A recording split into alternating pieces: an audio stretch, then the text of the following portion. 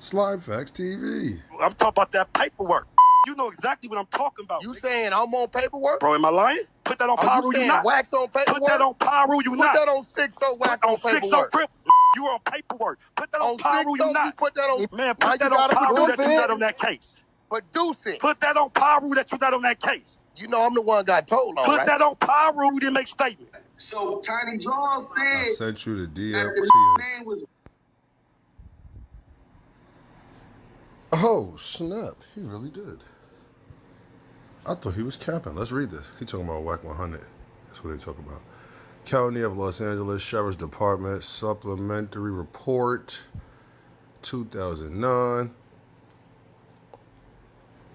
Robert Ross. Wait a minute. That's Rick Ross? Wait a minute. 50 Cent.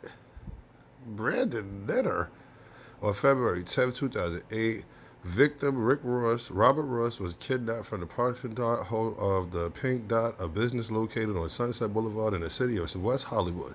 He was ordered at gunpoint to enter his vehicle and drive to 127 East 104th Street, Los Angeles.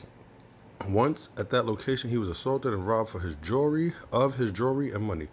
After being allowed to leave the location, Ross drove to the Los Angeles Police Department 77th Division to report the crime. LAPD notified West Hollywood Sheriff Station of the crime, which initiated in their jurisdiction. Okay, my bad. LAPD notified West Hollywood Sheriff Station of the crime, which initiated. I did it again. LAPD notified West Hollywood Sheriff Station of the crime, which initiated in their jurisdiction, and they dispatched a radio car to take the first report. LAPD Detective Mark Arenas, any relation to Gilbert, assumed the investigation from West Hollywood, due to his involvement in an ongoing federal investigation involving the Main Street Crips, MSC. On February 12, 2008, Walker Reedus and Christian M interviewed victim Ross and showed him a series of six-packs containing the suspect involved in the kidnap, robbery, and assault. The following suspects were positively identified by victim Ross: James Harbin, a.k.a. Wood; Dion Hawkins, a.k.a. D-Loke. Their first two names, I don't like it. D-Loke and Wood, I don't like it. Little Wes, a.k.a. Eddie Hill; and Tyquan Wingate, a.k.a. SK. A single photograph of Ladell Rawls, a.k.a. Dale Dog, was shown to victim Ross. I heard of Dale Dog, some shit with Shaq, which he also... Wait a minute, I heard about some shit with Shaq with the Main Street Crips, too, way back in the days, about how they were supposed to sign people and they snaked them and did all sorts of funny things. Anyway, back to it. It should be noted that the victim Ross grew up with all of the suspects and had known them for years. So that can't be Rick Ross. After the six-packs were shown, the case was reassigned to Los Angeles County Sheriff, blah, blah, blah, blah. Detective. It was after that. It was somebody. Fuck that. The investigation was delayed due to the ongoing investigation carried and wiretap involving several other suspects. Okay, so they couldn't do the investigation because some of the people had wiretaps on them and something else. On July, let me hit the blunt. On July 16, 2008, investigators Fourier and Caute spoke with Detective Quintero regarding the above case. Investigators told Detective Quintero that they were assigned to a task force with the Los Angeles Police Department and they were involved in the Main Street Crip investigation. Investigators requested this case be reassigned to them and that their request was granted. After reviewing the case, investigators formulated a plan to speak with the suspects involved with the kidnapping, robbery, and assault victim Ross. The purpose of this plan was to stimulate conversation on the wiretap. Investigators Paul Forber and Michael Coadity interviewed victim Robert Ross at the Los Angeles County Sheriff Homicide Bureau.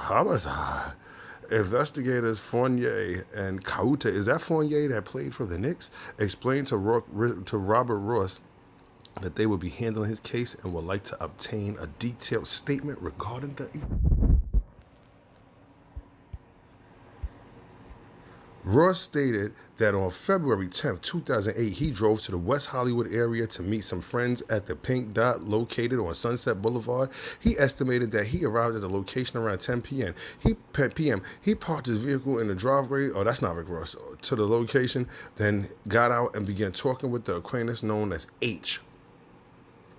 10 to 20 minutes later, Ross recognized a member of the MSC, Main Street Crips, known as Wood, real name James Harbin, pull his truck up next to the location and stopped. Harbin exited the vehicle and walked across the street and began urinating in the bushes. Harbin got back in the truck, drove 1 block, pulled over, and stopped. Approximately 3 to 4 minutes later, three other vehicles pulled up next to Harbin. All the vehicles then made a U-turn and drove back to the Pink Dot. Harbin parked his truck behind Ross' vehicle, which prevented him from leaving. Harbin exited the truck, approached Ross, and told him that Dog, real name Liddell Rawls, wanted to see him. Ross explained that Dog, or Del Dog, is the shot caller, the leader, the GF, the big homie of the Main Street Crips. Harbin told Ross all the homies are strapped, meaning they all had guns on them. If we wanted to kill you, we would have killed you. Ross recognized D-Lo, Dion Hawkins, Pat Rat, Marlon Hunt, and SK, Taekwon Wingate, all Main Street Crip gang members. At the location, there were younger members from the gang who he did not recognize. Ross could see that they were all armed. He couldn't recognize them, but he recognized them. All right. Hardin called Rawls on his phone and told him, "We got him." Ross heard Rawls say, "If he tries to get away, y'all do him." Yo. If he tries to get away, y'all do him. Ross understood this to mean if he tries to escape, to kill him. Whatever. Harbin handed Ross the phone and he spoke with Del Dog, telling him that he didn't want to go back to the neighborhood because he was scared for his life. Del Dog told him that he had no choice and said, "I knew I'd get you." He then told Ross to give the phone back to Harbin. Who's Harbin? Which one is Harbin? What's his name? Give the phone. Del Dog told Ross, "Give the phone back to Wood."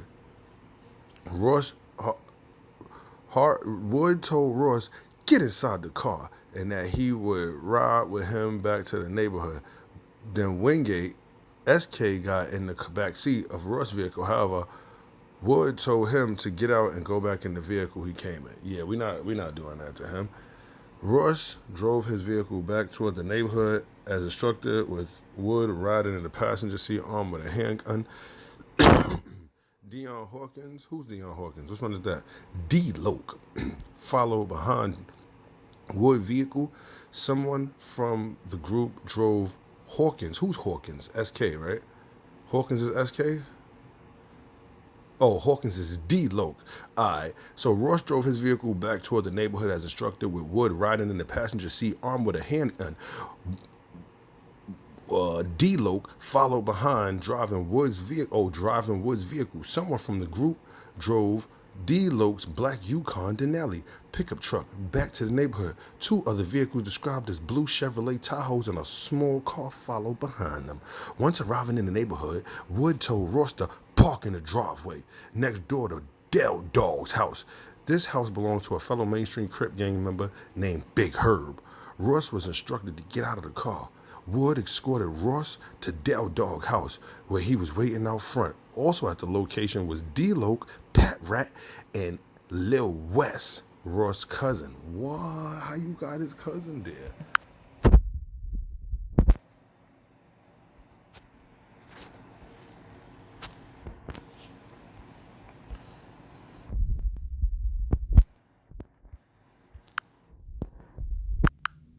Del Dog acknowledged Wood and D-Loke for their successful job.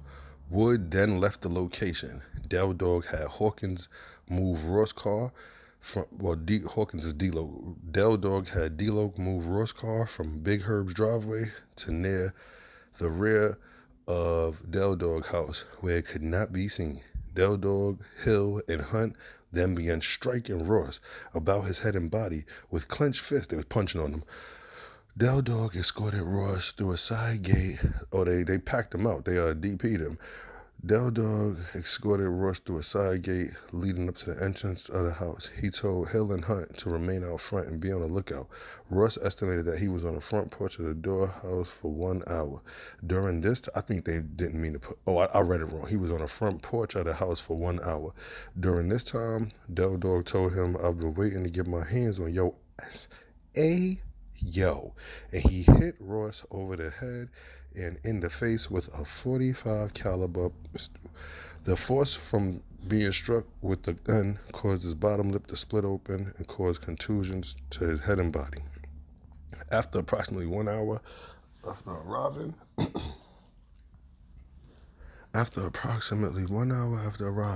Del Dog escorted Ross to a converted music studio located in the rear of the house. Del Dog struck Ross a few more times and then took his diamond necklace, a Rolex watch, and a pair of 1-carat diamond earrings from his person. Del Dog also removed $15,000 cash from Ross' pocket. Ross explained that he had his money to purchase a vehicle the following day. During the assault, Del Dog told Ross, Mark, and Shaq. Del Dog told Ross, Mark and Shaq know who the real boss is now, and said, fuck that. Mark and Shaq know who the real boss is now. Why shouldn't I kill you right now? Del Dog then demanded the videotape and $100,000. Ross explained that this kidnapping and assault was the result of a business deal going bad and Shaquille O'Neal's belief that Ross had a sex tape of him, O'Neal, with a woman who was not his wife, and that Ross was having an affair with his wife, Shawnee. He said that near the end of 2007, he befriended a rap artist named RayJ.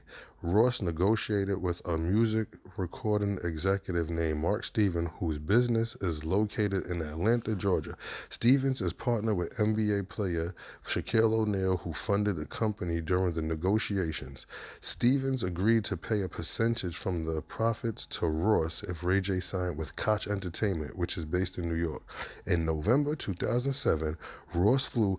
Side note, wack100 just said some crazy stuff about how he got RayJ signed because he had I don't know. Let me finish talking. I'm reading. In November 2007, Ross flew with RayJ to New York to meet with Alan Koch and Mark Stevens regarding a recording contract. A few weeks later, Ross met with Stevens. A few weeks later, Ross met with Stevens regarding his contract and the recording contract for RayJ. During this meeting, Stevens let Ross know that he would not be receiving any money for his involvement in the project and that there was only one contract, and that was for RayJ. RayJ refused to sign the contract at that time, and the deal was held back for approximately 3 weeks. Ultimately, Ross convinced RayJ that he would sign anyway and that he would deal with his own contract issues later. That he should sign anyway, that RayJ should sign. During the next few weeks, Ross continued to request his money from Mark Stevens. Sometimes they don't put commas. During the next few weeks, Ross continued to request his money from Mark Stevens. I just can't see the period. Stevens made it clear he was to get nothing. Ross also talked to Shaq in hopes that he would agree to pay the money owed. During this period of time, Shaq apparently was going through marital discord and had his wife followed by private investigators. O'Neal received photographs of his wife having lunch with Robert Ross. He became angry and got a message to Ross that the business was done and to stay away from his wife.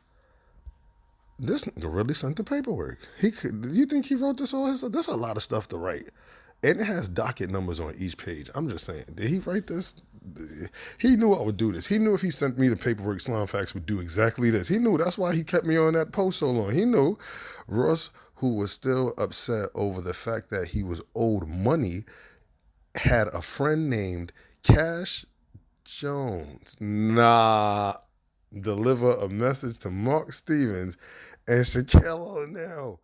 Jones told them that Ross had a sex. I had a videotape of O'Neal having with a woman inside of Ross' home in July 2007. Stevens, who had been to Ross' home, knew that he had surveillance cameras throughout his home and that O'Neal had in fact been there. Ross told investigators Fournier and Kaueti, I thought those were detectives, that they were detectives earlier, so I don't know how they investigators now, but they did say, I don't know. The surveillance footage from the surveillance system monitor, Ross told investigators Fournier and Kaueti that he viewed the surveillance footage from the surveillance system monitor. However, he never downloaded it to a tape. He said the footage has since been recorded over by later surveillance. Ross was adamant that he was just bluffing in hopes that he would get them. Yeah, basically they didn't have that. That's what that is. That he would just get the money. That the kidnapping and robbery took place approximately 2 weeks after Jones delivered the message to Stevens and O'Neal. Investigators asked Ross why Mark Stevens and O'Neal would have Liddell Rose organize and execute a kidnap and robbery. Ross explained that early on with the negotiations with O'Neal, Ross brought O'Neal to the Main Street Crip neighborhood and introduced him to Del Dog. Shaq quickly realized that Del Dog was the leader of the Main Street Crips and befriended him. Shaq funded a documentary for Del Dog under his personal record label called Deja 34. Ross claims that Shaq has been to the neighborhood on several occasions. In one of Shaq's rap songs, Can't Stop the Rain, Shaq acknowledges Del Dog and Ross by their gang monikers Dog and Box and acknowledge the Main Street Crips, aka MSC. Shaq is banging. Shaq is a banger. He been to the hood for real. He's more into it than Chris Brown and Soulja Boy.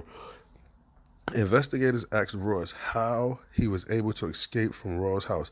He said that he told Del Dog that he made a call to his mother and sister prior to his arrival at Del Dog's house, and they would wonder what happened to him if he never made it home.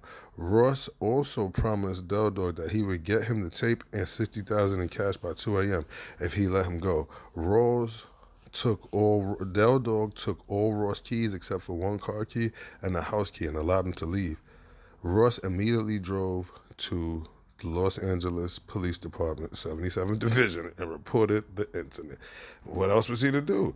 On July 23, 2008, at approximately 11:30, investigators Fournier and Kaueti drove to 123 West 104th Street, Los Angeles, to speak with Liddell Rose regarding this case. Rose, aka Del Dog, was at the location with fellow mainstream Crip gang members Big Herb, D-Loke, Kevin Heron, and Robert Evans. Don't know their names. Investigators walked approximately 60 feet away from the group to interview Rawls, a.k.a. Del Dog, leader of the Main Street Crips. Investigators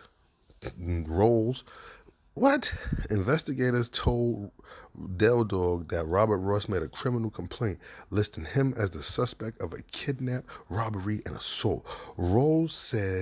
Del Dog said he had known Ross since they were kids. He denied any knowledge of the kidnap, robbery, and assault and said victim Ross is a liar. Del Dog could not provide any reason as to why victim Ross would implicate him in this case. Del Dog agreed to take a polygraph if provided the opportunity. But see, I don't like how the words at the bottom of the page is getting so funny looking. Like, I don't know, did you write this? Let me just keep reading. We 18 minutes in. Let me keep reading. No details of the case were given to Rawls as far as the location or the city where the crime occurred. On July 23, 2008, at approximately 12:35, Kevin Heron called James Harbin and told him that the sheriff's detectives had just detained him along with other members of the gang, MSC, Mainstream Crips, and questioned Del Dog about the box, a.k.a. Robert Ross. Okay, so that's not Rick Ross. That's Box Loke. James Harbin, Kevin Heron called Wood and told him that the sheriffs had just detained him along with other MSC members, and they was questioning him about Del Dog kidnapping Box. And Wood asked Heron, up on Sunset? referring to the location that the kidnap occurred. Yo, they're so stupid. At no time did investigators provide the location where the oh yeah, they gave themselves up. Wood continually referred to his not being comfortable talking on the phone. Too late, nigga. You already gave up the location where it happened, and they didn't say that yet. We're gonna have to finish this in a part 2 because this is 20 minutes, and should I just keep it going? Attached is a copy of the transcribed call between Heron and Harbin, which was, intercepted pursuant to a federal Title III wiretap, referred to session number 20721.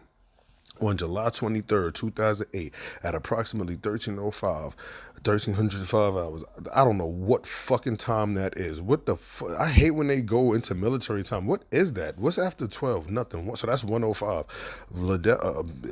Del Dog called Wood and told him he needed to talk to him about some serious stuff.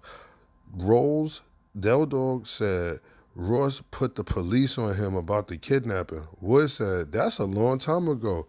What's this bitch-ass nigga doing now? Referring to the kidnapping occurring 5 months ago and wondering why Ross was reporting it now.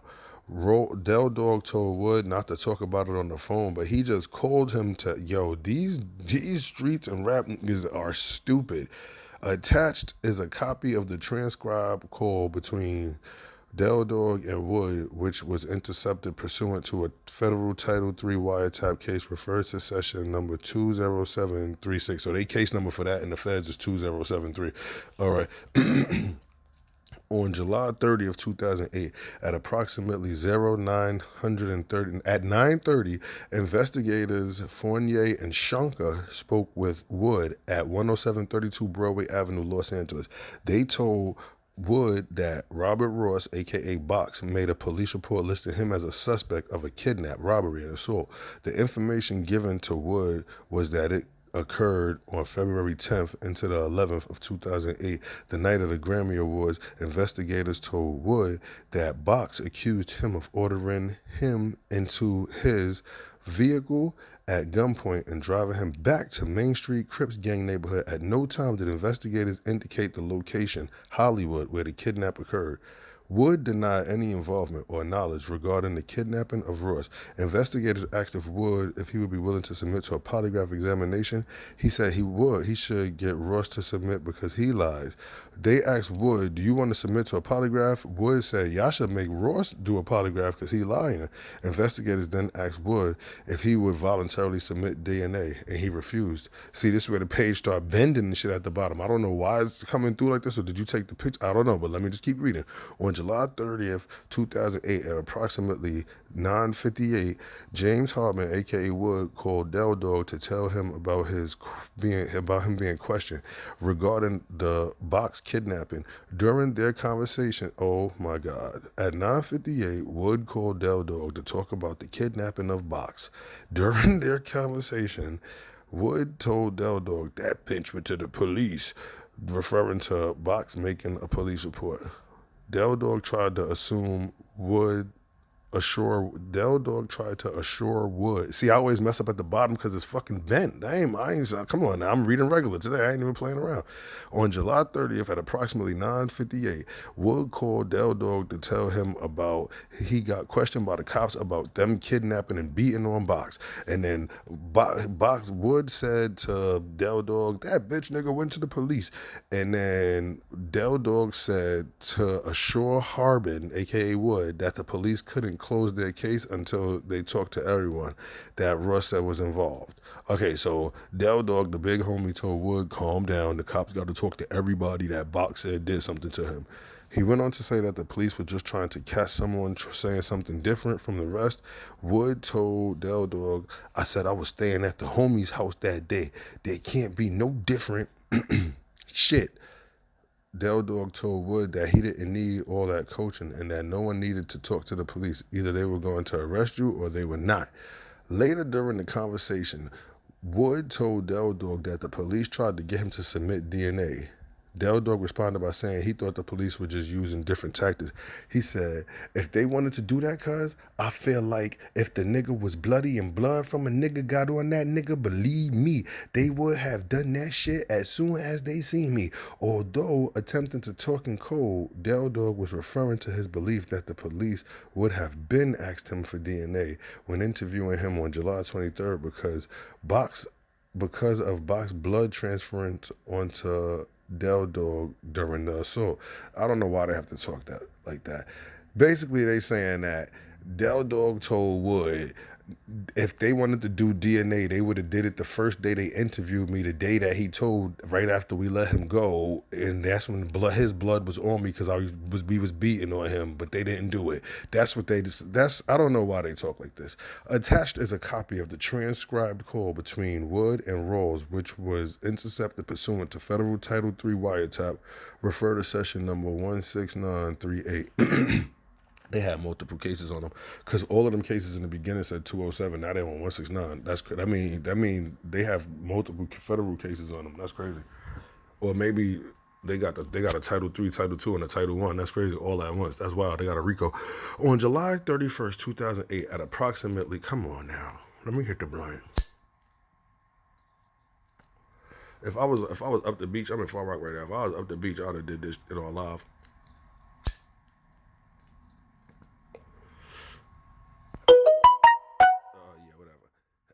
Where I was at July 31, 2008, approximately 0008. I don't know what fucking time that is.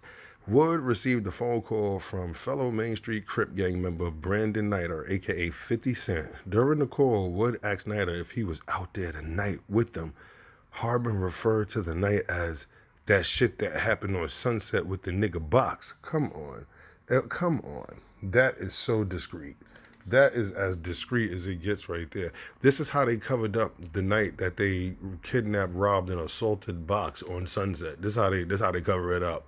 They covered up by saying that night that shit happened out there on Sunset with that nigga Box. Then 50 Cent agreed, saying, yeah, cuz I was with you. Mad hype. Wood told 50, you was with me, cuz? That bitch ass nigga we found, nigga. That's what he said. 50 again agreed, saying, it was me and you, cuz. Damn. On the phone.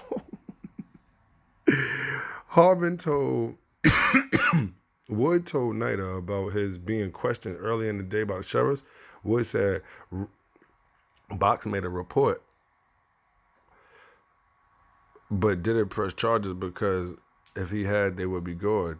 Wood expressed concern that the police knew everything regarding the kidnapping and was surprised the police hadn't gone over to the location where 50 was staying to question him. Well, they're going to come question him now. Attached is, yeah. Refer to session number 222384. Okay. July 31st, 2008 at approximately 17:25 hours. You figure out what time that is. Wood received a phone call from fellow Main Street Crip gang member Shaq, a.k.a. Kevin Heron, not Shaquille O'Neal. This is Kevin Heron. I thought his name was Heron. His name is Shaq. Wood told Heron that Box went straight to the police to report the kidnap, robbery, and assault. Dang! Heron made a comparison between victim Ross and a scared little dog in the corner, say he is biting back. Wood agreed, saying he started biting back. Y'all got him all cornered up. That was the last straw, taking all that bread and jewelry and beating him up. Nobody snitched on y'all. Definitely nobody snitched on y'all. I'm sorry. Even if he didn't go to the police, they already had a federal case on y'all. So y'all was nobody snitched on y'all. Y'all are stupid. So above is attached a federal call between Harbin pursuant to federal. Y'all know the rest. Or refer to session 22572. August 1st, 2008, at approximately 9:12, Wood received a phone call from Liddell Rawls. That's Del Dog. Del Dog wanted to know who said something to Pat Rat about the Box incident. Wood said, shit, he was there. Del Dog responded saying, I mean, he was there, but I mean, he wasn't there when they swooped on us. Del Dog was referring to Hunt being present during the assault, robbery, and kidnap, but not when investigators Fournier and Kuwate detained Del Dog for questioning. Wood said Pat Rat asked him last night what was going on. Wood assumed Pat Rat heard from the investigation questions Del Dog then would and became concerned. I'm saying, I don't know if this is a real paperwork because there's some grammatical errors. I'm going to read that again. Wood said Hunt asked him last night what was going on. Wood assumed Hunt heard about the investigators questioning Del Dog, then Wood, and became concerned for himself regarding his involvement. Okay, I just read it wrong. I take that back. It's my fault. Okay, so he's assuming that he knew what was going on because he heard about all the questioning and thought that he was going to be questioned too. Wood told Hunt if the sheriffs do come to question him, he should watch his ass and know what to say to them. And then Wood told Lil West the same thing. Del Dog told Wood that Hunt should not be walking up to people and talking about the incident and should just keep his mouth closed. But Del Dog is the big homie, so how is he pulling Wood to the side telling this? You want Wood to do something to the little homie now. Del Dog said Hunt talked to D-Loke, and although D-Loke knows what's going on, he shouldn't be saying anything. Del Dog said that's how niggas fuck up right there when they start running their mouths. Refer to session 22688. August 2nd, 2008, 8:59, Wood received a phone call from Tamu James. Harbin told James that the sheriffs had been following him because someone filed an assault, kidnap, and report.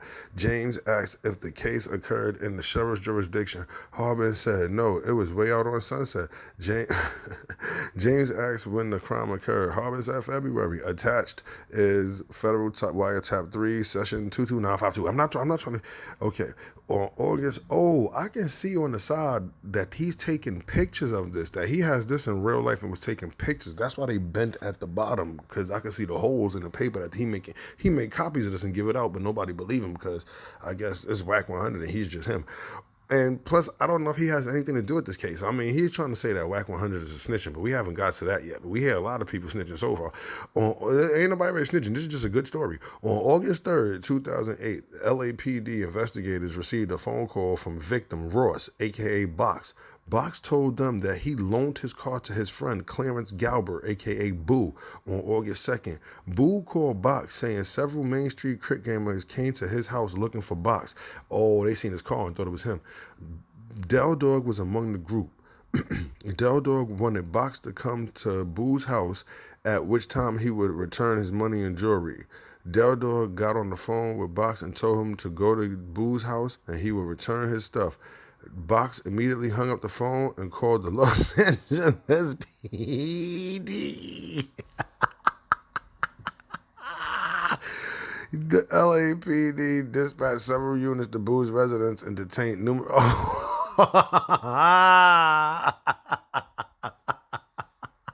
Wack100 didn't snitch. Box told investigators Fournier and Caute that he called Boo after approximately 90 minutes had passed. Box said he was mad at Boo for putting Del Dog on the phone with him. Boo explained that Del Dog just showed up and didn't give Boo a choice about making the phone call to Box. Boo told Ross he thought Del Dog was sincere about return. Come on, you thought he was going to really give him that stuff back? Del Dog told Boo that he had just gone to church and felt Ross had done more good for... hit him with the New York swindle. I just went to church. On August 5th, 2008, at approximately 9:22, Del Dog received a phone call from Box Stevens. Del Dog told Stevens that Box had gone sour and that the police have contacted him. Del Dog said after church he stopped over Boo's house. Del Dog told Boo to get Box on the phone. Del Dog told Stevens that Box was scared to get on the phone. While talking with Ross, a police helicopter and cars arrived. This is what he was saying on the phone. Attached. Okay, so everything they said to these is they getting these from transcripts off the phone. That was session 18202 on 2008, August 21, 2008, approximately 13. Here they go with this bullshit. 1300 hours, whenever that is. Investigators went to LAPD jail to speak with Marlon Hunt, aka Pat Rat, who was in custody on an unrelated matter. Hunt admitted knowing V. Ross, the victim Ross, but denied any knowledge of the kidnapping and all of that stuff. On August 26, 2008, at approximately 14:03, investigators Fournier and Kawate went to Men's Central Jail to speak with SK regarding his case. Prior to speaking with him, investigators advised him of his Miranda rights. Wingate said he understood his rights and agreed to speak with them without an attorney present. Investigators asked Wingate if he knew victim Ross and if he had any information regarding his case. Wingate told investigators that he only heard of victim Ross and did not know him personally, and that he had no knowledge of the victim, kidnap, robbery, and assault. Investigators using a ruse asked if it was possible that his fingerprints were in the rear seat of Ross's vehicle. Wingate said he was in Hollywood with his girlfriend Doris when he saw several nice-looking cars along the road. Wingate said the cars were open so he would get... Shut the fuck up. He just was getting in cars. He said there must have been something big going on because there's paparazzi all around. Oh my God. So he trying to say that his fingerprints is in the back of mad people cars, and yes, it's a possibility. Investigators asked Wingate if one of the cars he sat in is a Rolls Royce. He replied by saying yes, it was either white or tan colored Rolls. It should be noted that victim Ross drove an off-white colored Rolls Royce on the night of the incident. Oh my God. Let's get to the next page. We here now. We locked in. Effort is going up. When do we get to the part about wack100 though? Cause where are we? Like, we were very far into this. Are we almost at the end?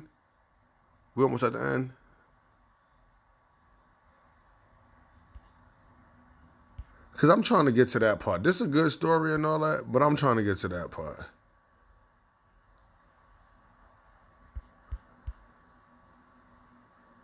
Where's he? All right, let me read this one. On September 2008, Mark Edward Stevens at the Los Angeles blah, blah, blah. Let's skip that whole first line. Stevens said after investigators left a message saying that they wanted to talk to him regarding the kidnap or so. All right, because I'm ready to read the Cash Jones part. Like, Cash Jones, Stevens claimed no knowledge. Okay, Stevens, okay. He believed this because several months ago he received a phone call from Ross' brother and recording artist RayJ telling him that Ross had been beaten up. Stevens later said he received calls from Ross' brother and Cash Jones. Stevens claimed no knowledge of a kidnapping. Stevens told investigators that he is in the business and partner. He is the business partner and longtime friend of Shaquille O'Neal. Together, they own a recording company called Deja 34 Enterprises. They have known Robert Ross for the past 4 to 5 years. Ross was well known in the Los Angeles area. They know a lot of recording artists. When artists would be looking for a recording contract, they would contact Ross, who would broker the deal. During the latter part of 2007, Ross introduced the recording artist RayJ to Stevens. Ross flew with RayJ to New York to meet executives from Koch Entertainment. RayJ signed a recording contract with Koch Entertainment. Ross was paid $20,000 for a finder's fee by Deja 34, according to Stevens. Ross thought he should have been paid a percentage of the total deal and was not happy with the amount he received. $20,000, a lot of money, especially in 2007. Damn. Stevens said there was no contract for Ross' involvement in the deal, and he felt he was adequately compensated. During this same period of time, O'Neal, Shaq, and because we're not calling the other dude Shaq, we call that nigga by his name. Shaq is Shaq, and that other nigga is his name. He don't have a nickname. Heron is his name. So during this same period of time, Shaq and Stevens felt Box was causing too much bad publicity for them because he had been arrested for possession of a firearm and was dropping O'Neal's name to police when stopped for search for traffic violations. Shaq and Stevens therefore made the decision to sever ties with Ross, aka Box. Within the next couple months, Stevens received a voicemail message from Box stating, "I need to talk to you, man. The big fella, he's slipping. He's making a lot of mistakes." Soon after, Stevens receives a call from wack100, a.k.a. Cash Jones, told him that Ross had a videotape of Shaquille O'Neal having intercourse with a woman that was not his wife, at Box's home, and that Box could take the tape to TMZ to get a lot of money. Investigators asked Stevens if Box or wack100 or anyone else ever demanded money in exchange for the tape. Stevens said no, and he felt that this was an attempt for Box to get back in contact with Shaq. Investigators asked Stevens where he was during the evening of February 10, 2008. He first said he was in Las Vegas when he received a phone call from Ross' brother and Cash Jones, wack100, telling him about Box being assaulted. However, this was 3 to 4 days after the assault occurred. Stevens later said he thought he was in New Orleans on the night of the incident. However, he would have to check his calendar when he returned. It's getting spicy. All right, so he didn't know if he was in New Orleans, and he told him he would have to check his calendar when he returned home in Atlanta. Investigators asked Stevens if he was acquainted with any of the members of the Main Street Crip gang.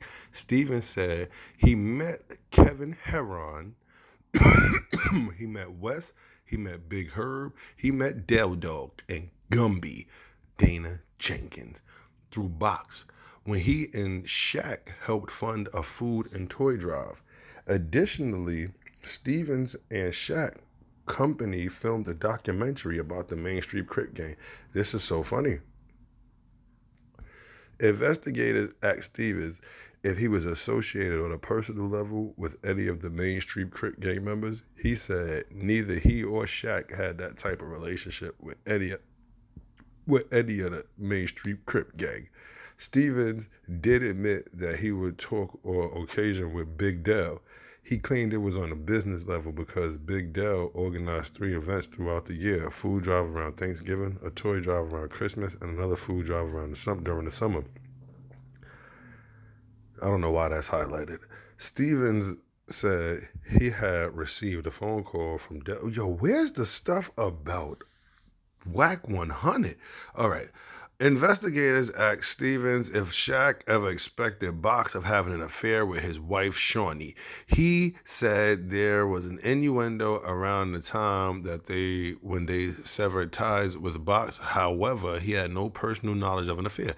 At one point during the interview, Stevens talked hypothetically regarding the sex tape, saying, "I bring a girl to your house to do whatever, to eat lunch, to have a blank party, whatever, but I leave and you recognize this on the tape. You see it on the tape and you say, 'Hey, Mark, this happened.' It sounds like it happened. Then she had to tell you it happened, or you got a tape. It's one of the two because you wasn't there.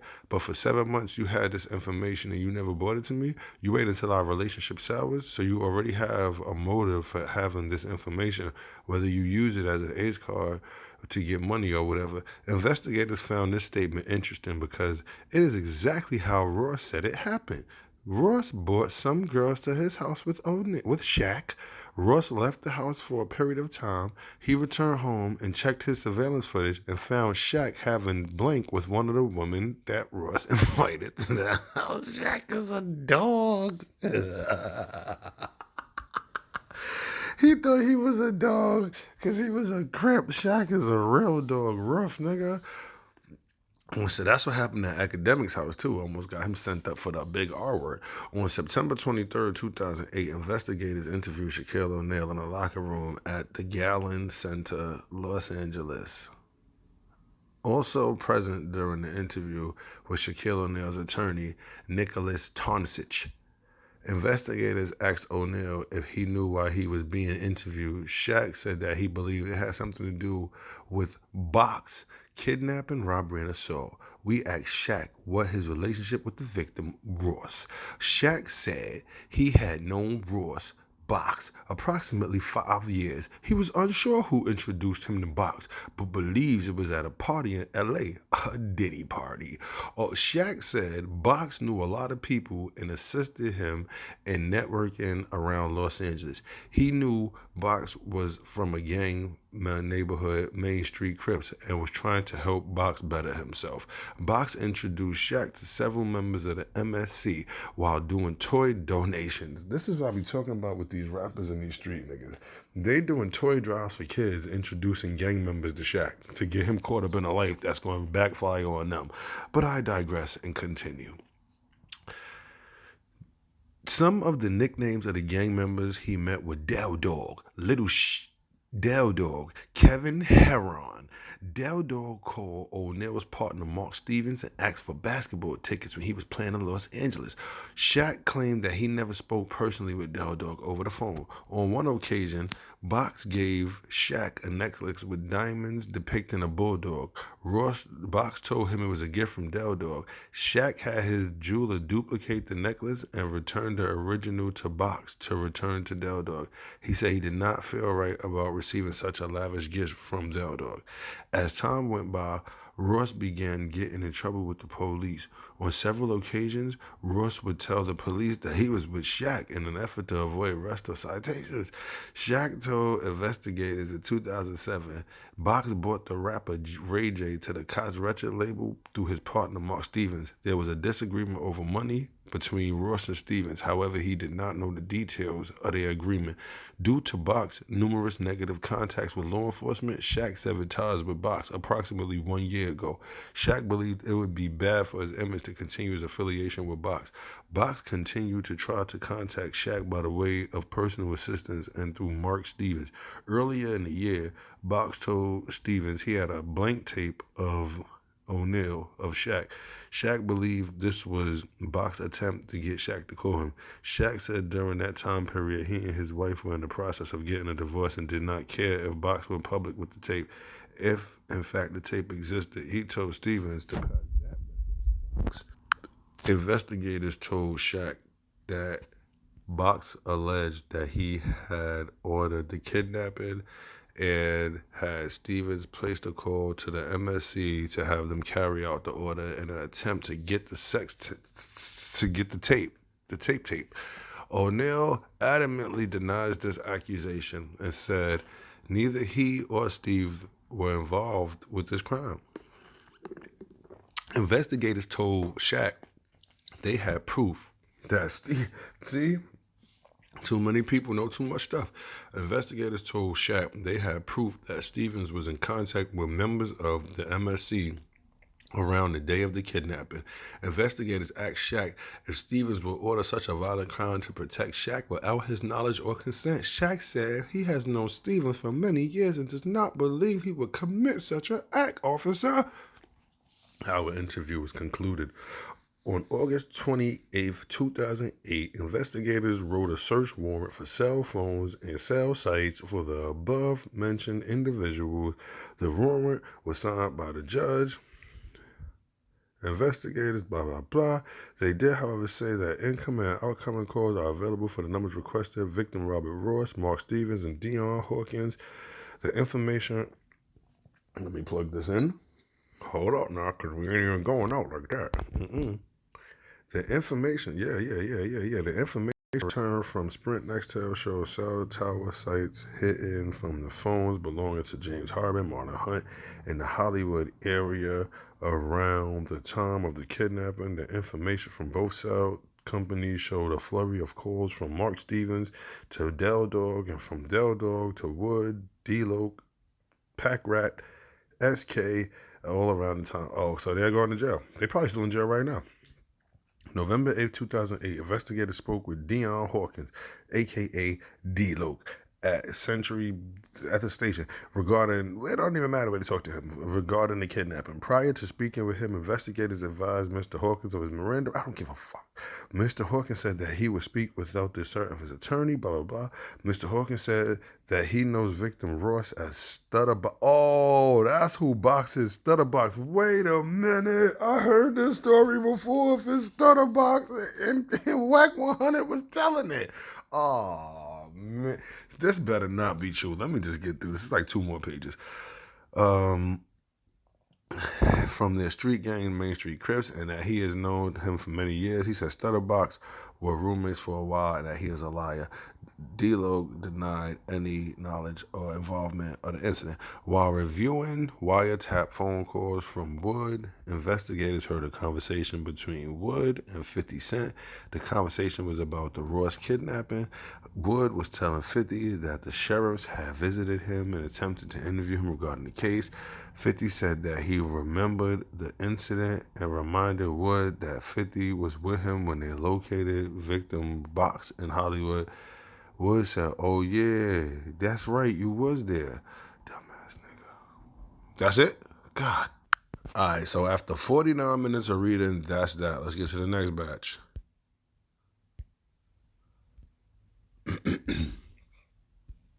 They got all these numbers on it. Dell tells Stevens that your boy Box went sour. CS2 back wants Dell phone number. Back needs to talk to Dell. It's important. Dell talks about Box incident and Back wanting to talk to Dell.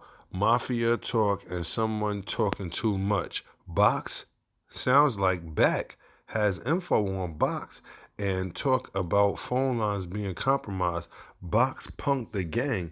2 messages on Mark's phone. Mark is involved in gang business and operations. Duke Back is calling on another line to Mark. JW, transcribed by KLS. MS, hit me about 3 times. He want me to give him your number, so I was calling to clear it with you first before I give him your number. He called me and Didi. I'm cool on that, brother. MS, oh, okay, so you don't want, so you don't want to do no holla, Didi, what's up with you though, man? MS, well, talk, man. You know, I just need to know, man. You are, when I talk to Back, I'm just going to tell that nigga, man, oh, man, well, you know, homie, you been on the phone with dude, and you know, shame, you know what I'm saying? You right, man. No telling what lies he told a nigga on the phone. You know what I'm saying? Didi. And then thought, when you call the dude, you make the dude talk about certain stuff on the horn.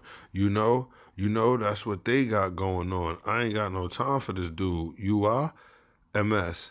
I mean, you know, that's good information. See, now I know how to, like I said, I ain't helping the whack boy in a minute.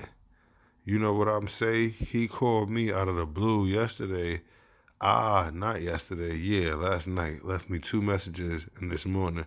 I just need to know how to play it cool. You know what I'm saying? Nigga probably said, man, nigga going to jail, you know? They got wack100 painted as foul in this. With other, hold on. What's redacted and crossed out? I'm reading everything. Purchase larger quantities from and to gain stature with MSMC, Main Street Mafia Crips. It would be allowed by scrutiny on calls, customers, distribution.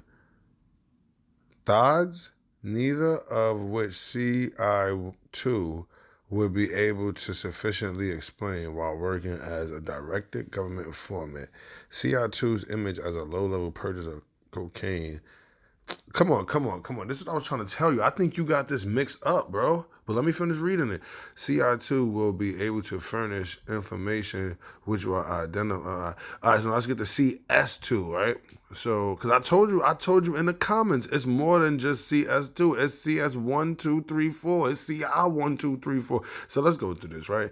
CS2 has provided reliable historical information concerning the Main Street Mafia Crip organization. However, CS2 is only aware of certain aspects regarding the organization licensed criminal activities and narcotic distribution network. CS2 has no knowledge or information regarding the methods in which narcotics are being transported to the Los Angeles area and distributed to MSMC gang members.